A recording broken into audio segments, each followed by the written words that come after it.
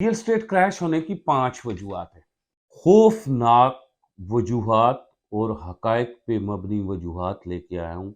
तो बाज़ औक़ात उनकी तामीरात को गिरा दिया जाता है। हमारे सरकारी इदारों में बैठे हुए लोग ऑफिस आने की तनख्वाह लेते हैं, जबकि काम करने की करप्शन लेते हैं।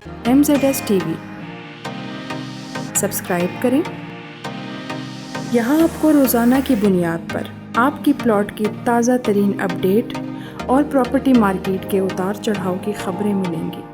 बिस्मिल्लाहिर्रहमानिर्रहीम। अस्सलाम वालेकुम नाज़रीन, मेरा नाम कामरान खान और आप देख रहे हैं MZS यूट्यूब व्लॉग। खुश आमदीद कहता हूँ। आदाब अर्ज़ दोस्तों। खौफनाक वजूहात और हकायक पे मबनी वजूहात लेके आया हूँ कि रियल स्टेट 60% तक क्यों क्रैश हो गया है। हमारे प्लाटों की कीमत कहीं 40%, कहीं 50%, कहीं 60% क्यों गिरी है? क्या ये असल हकायक हैं जो हमारे बताए जा रहे हैं? मुख्तलिफ लोग यूट्यूब पर, फेसबुक पर, टेलीविजन पर, अखबारात में तज्ज़िये दे रहे हैं कि पाकिस्तान में माशी बुरान है, पाकिस्तान में महंगाई है, सियासी बुरान है जिसकी वजह से रियल स्टेट क्रैश है, या फिर असल वजूहात कोई और है और हम बयान करने से घबराते हैं। आज मैं उन्हीं असल वजूहात तक पहुंचा हूं ताकि वो असल वजूहात आप भी जान सकें। ये वीडियो आप मुकम्मल देखें और अपने दोस्तों के साथ व्हाट्सएप पर शेयर करें। चैनल को आप सब्सक्राइब करें और कंटेंट अगर आपको पसंद आता है तो वीडियो को ज़रूर लाइक करना। Thank you very much. आइए चलते हैं आज के टॉपिक की तरफ। रियल स्टेट जितना मुनाफा बख्श कारोबार जो जेन्युइन सप्लाई और जेन्युइन डिमांड पर मबनी है, वो पाकिस्तान में इतनी बुरी तरह से क्रैश कैसे हो गया है? खौफनाक किस्म के हकायक हैं, लेकिन जिस तरह से क्रैश हुआ है वो उससे भी डरावना हकायक है। आप किसी भी सोसाइटी में चले जाएं तो आपको पता चलेगा कि जिस फाइल के अंदर इस वक्त 25 लाख रुपया पड़ा हुआ है वो मार्केट में 12 से 13 लाख रुपए में सेल पे खड़ी हुई है, लेकिन कोई खरीदने के लिए तैयार नहीं। हर शख्स परेशान है। ओवरसीज पाकिस्तानियों की बड़ी भारी रकम फंसी हुई है, लेकिन वो भी परेशान है, मुतनफर हो रहे हैं। असल वजूहात ये नहीं है कि पाकिस्तान में इन्फ्लेशन बढ़ी है। असल वजह ये भी नहीं है कि पाकिस्तान में माली बुरान आया है। असल वजह ये भी नहीं है कि पाकिस्तान में सियासी बुरान आया है। रियल स्टेट क्रैश होने की ओरिजिनल वजूहात और हैं जिन्हें हम देखेंगे। रियल स्टेट क्रैश होने की 5 वजूहात हैं। इसमें पहली वजह है यूजलेस प्रोजेक्ट्स। डेवलपर्स ने पाकिस्तान रियल स्टेट में कुछ ऐसे प्रोजेक्ट्स पिछले 20 सालों से बनाना शुरू किए जिनसे एंड यूज़र की ज़रूरत पूरी नहीं होती थी। यानी कि गाँव से या देहातों से शहरों की तरफ माइग्रेशन जो है थी उसकी रेशो 10% थी, लेकिन जो डेवलपर था आगे उसने शहर से 70 किलोमीटर, 80 किलोमीटर, 90 किलोमीटर और 100 किलोमीटर, 150 किलोमीटर के फासले पर जाके सोसाइटी लॉन्च की। 5 सालों की किस्तों में डेवलपर ने बाकायदे से बुकिंग स्टार्ट कर दी। 5 साल जब पूरे हुए तो उस वक्त प्लॉट खरीदने वाले शख्स को ये पता चला कि असल में मैं तो अगले 15 या 20 साल यहाँ घर बनाकर रह ही नहीं सकता। लिहाजा इन यूजलेस प्रोजेक्ट्स की वजह से रियल स्टेट में वो लोग जो डेली माइग्रेशन करते हैं देहातों से शहरों की तरफ, या फिर वो डेली घर खरीद कर उसमें रहते हैं, उन लोगों की ज़रूरत पूरी होना ख़त्म हुई।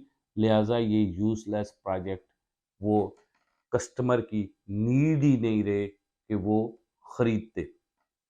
पहली वजूहत क्रैश की ये है। अब चलते हैं दूसरी वजह क्रैश की क्या है।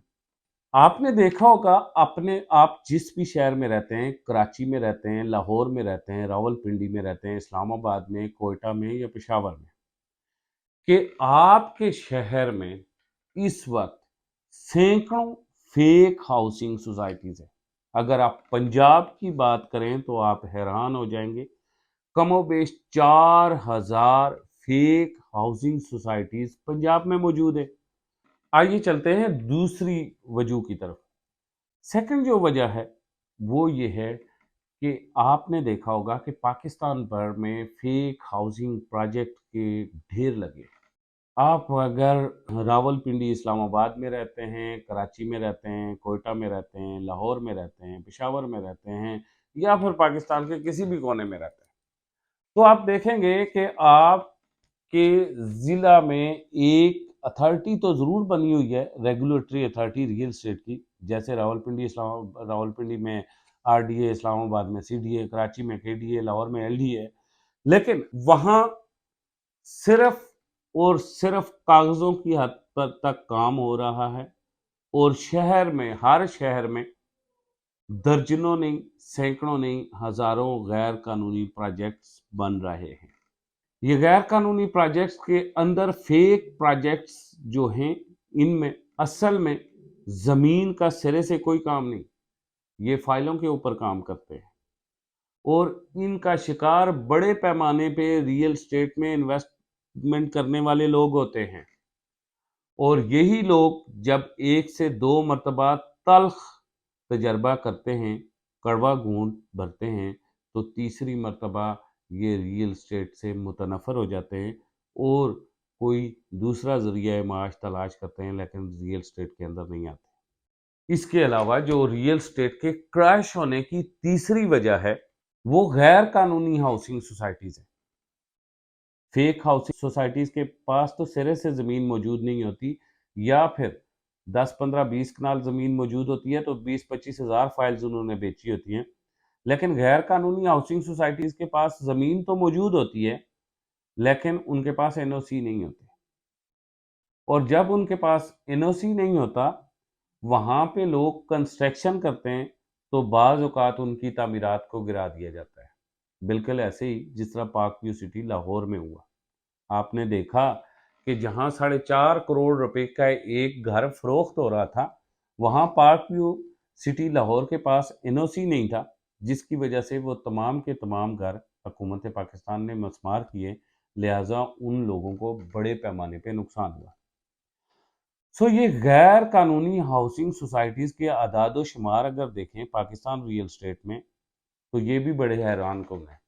सिर्फ पंजाब में 4000 से ज़्यादा गैर कानूनी हाउसिंग सोसाइटीज़ मौजूद हैं। खैबर पख्तूनख्वा जो है, उसके अलावा बलूचिस्तान और सिंध के फैक्ट एंड फिगर्स इसमें नहीं है। ये गैर कानूनी हाउसिंग जो प्रोजेक्ट्स हैं, ये भी पिछले 20 साल से सरगर्म रहे, और इनमें भी लोगों को बड़े पैमाने पे नुकसान हुआ है, जिसकी वजह से अब गैर कानूनी हाउसिंग जो प्रोजेक्ट्स हैं उनसे लोग तंग आ गए हैं, और अब वो भी रियल एस्टेट में इन्वेस्टमेंट नहीं कर रहे। इसके अलावा जो चौथी बड़ी वजह है वो है बैरून मुल्क से रियल एस्टेट में जो सरमाया आ रहा है, उसकी कभी ना हिफाजत की गई है और ना ऐसा कोई कानून बनाया गया है, क्योंकि हमारे कानून नाफिज करने वाले इदारे और इंसाफ देने वाले इदारे पिछले 70 साल से फहाल ही नहीं है। कानून बनाने वाली जो हमारी काबीना है, वो आए रोज अपनी तनख्वाहों को कम करने और बढ़ाने के बारे में कानून तो बनाती है, लेकिन कभी भी किसी कौमी या सूबाई असम्बली के अंदर ये कानून पास नहीं हुआ कि ये जो ओवरसीज पाकिस्तानी बड़े पैमाने पर पाकिस्तान में पैसा भेज रहे हैं और रियल एस्टेट के अंदर ये पैसा इन्वेस्ट हो रहा है, तो ये कौन सी सोसाइटीज के अंदर इन्वेस्ट हो रहा है,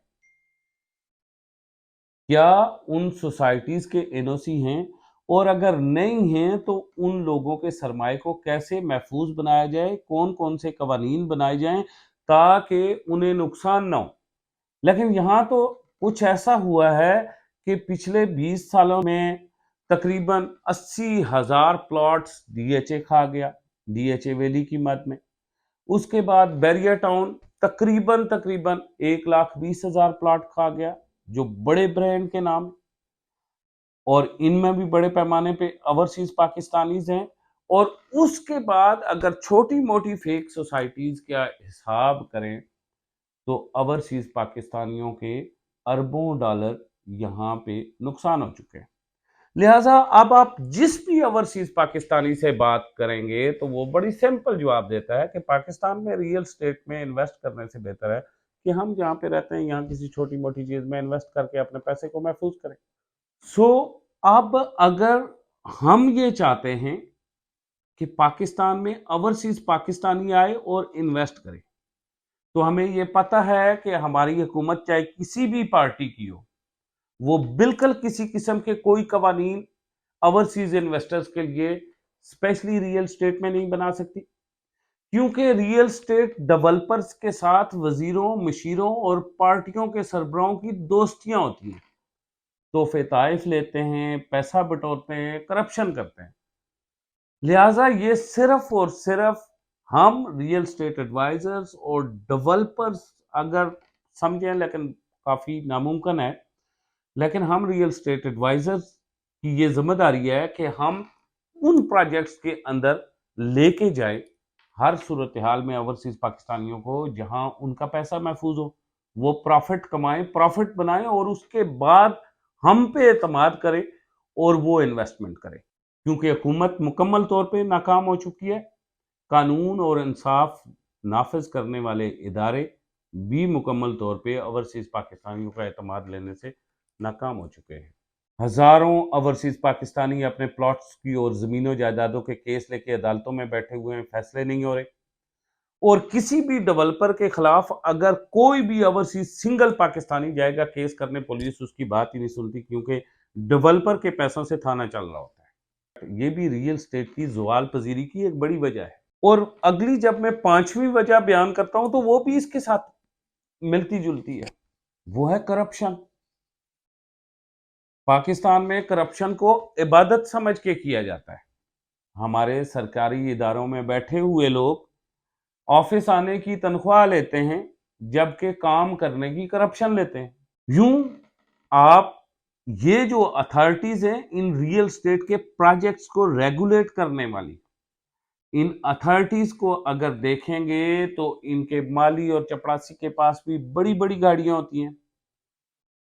یہ لوگ اگر 25,000 روپیہ تنخواہ لیتے ہیں، آر ڈی اے کے، میں چپراسی اور مالی کی بات کرتا ہوں، سی ڈی اے کے چپراسی اور مالی کی بات کرتا ہوں، تو ان کے I-8 میں گھر ہوتے ہیں، ان کے سیٹلائٹ ٹاؤن اور صدر کے اندر گھر ہوتے ہیں، ان کے بیریئر ٹاؤن میں گھر ہوتے ہیں، ان کا لیونگ سٹائل ان کی سیلری سے کبھی نہیں مل رہا ہوتا، ان کا کھانا پینا، ہوٹلنگ، یہ کوئی بھی چیز ان کی سیلری سے نہیں مل رہی ہوتی، کیونکہ اصل میں بڑے ریئل اسٹیٹ ایڈوائزر جو پروجیکٹس کے اندر اپنے پروجیکٹ کرتے ہیں اور کچھ بڑے ڈیولپرز ہی ان کی ہڈن آمدنی کا ذریعہ ہوتے ہیں، اور اس کرپشن کی وجہ سے بھی اب لوگ جانتے ہیں کہ اگر ڈی ایچ اے ہمارا 80,000 پلاٹ کھا گیا، ہمیں نہیں ملا تو ہمارا کیا ہوا، بس ٹھیک ہے، ختم ہو گئی کہانی، ہم بے بس ہیں، پاکستان میں کوئی قانون نہیں ہے۔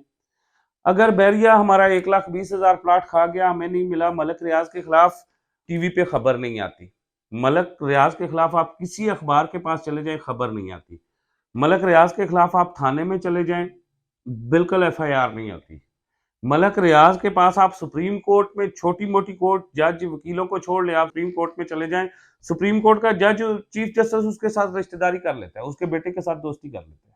تو جب لوگوں کو پتہ ہے کہ ڈیولپر ہمارے ساتھ اگر زیادتی کرے گا تو چیف جسٹس بیٹھا ہوا اس کے ساتھ رشتہ داری کرے گا، جو چیف آف آرمی سٹاف ہے وہ بھی اس کا دوست ہوگا، جو وزیر اعظم ہے وہ بھی اس کا دوست ہے، تو میرے پیسے اگر کوئی کھا گیا تو مجھے کیا ہے؟ تو اس صورتحال کے اندر پاکستان کی ریئل اسٹیٹ میں کوئی بھی پھر انویسٹمنٹ نہیں کرتا۔ اب یہ صورتحال آج کی نہیں ہے، یہ پچھلے 20 سالوں سے جاری ہے، اب یہ عروج پہ ہے، یوز لیس پروجیکٹ عروج پہ، فیک پروجیکٹ عروج پہ ہیں، اس کے بعد جو ہے اللیگل ہاؤسنگ سوسائٹیز عروج پہ ہے، کرپشن عروج پہ ہے، اوورسیز پاکستانیوں کے ساتھ ناانصافی عروج پہ ہے، مطلب کم و بیش پاکستان ریئل اسٹیٹ میں کروڑوں لوگ لٹ چکے ہوئے ہیں، خربوں روپے پاکستان ریئل اسٹیٹ کے ڈوب گئے۔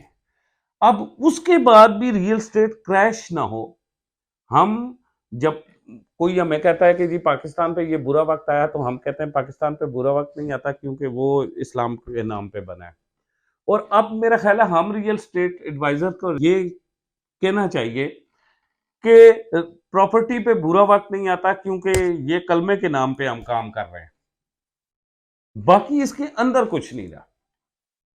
جب تک گورنمنٹ آف پاکستان ایک ریگولیٹری اتھارٹی نہیں بناتی، ریئل اسٹیٹ ریگولیٹری اتھارٹی، اور وہ ایک آزاد اتھارٹی نہیں بناتی جو سیاستدانوں کے اثر و رسوخ سے، ججوں کے، جرنیلوں کے، صحافیوں کے اثر و رسوخ سے دور ہو، جو امانت داری سے کام کر رہی ہو، جب اور اس کے اوپر اوورسیز پاکستانیوں کو اور اینڈ یوزر کو دوبارہ سے اعتماد نہ آئے، اس وقت تک یہ جو سوسائٹیاں بن رہی ہیں نا، یہ جو دور دراز چکری روڈ کے اوپر سوسائٹیاں بن رہی ہیں، ادھر شہر سے 200-300 کلومیٹر، 100 کلومیٹر، 200 کلومیٹر، ان میں اب زوال ہی آئے گا، عروج نہیں آئے گا۔ مطلب کوئی نہ کوئی پھانس تو جائے گا، ایک آدھ مرتبہ آپ کی کالوں سے، میری کالوں سے، آپ کی ویڈیو سے، میری ویڈیو سے کوئی ایک آدھ مرتبہ پھانس جائے گا، لیکن ریگولر نہ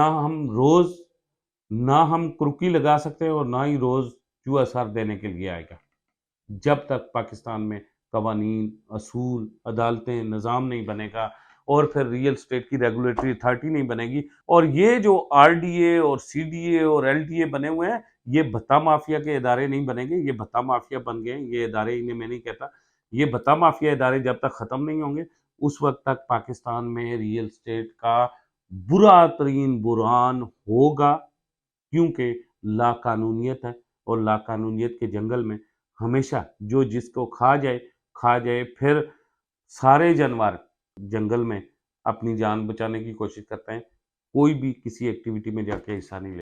یہ میرے ذاتی خیال میں ریئل اسٹیٹ کریش کیوں ہوا، اس کی وجہ یہ تھی۔ آپ کے خیال میں کیا ہے؟ کومنٹس میں بیان کریں۔ اسی کے ساتھ مجھے کامران خان کو اجازت دیں۔ خدا حافظ۔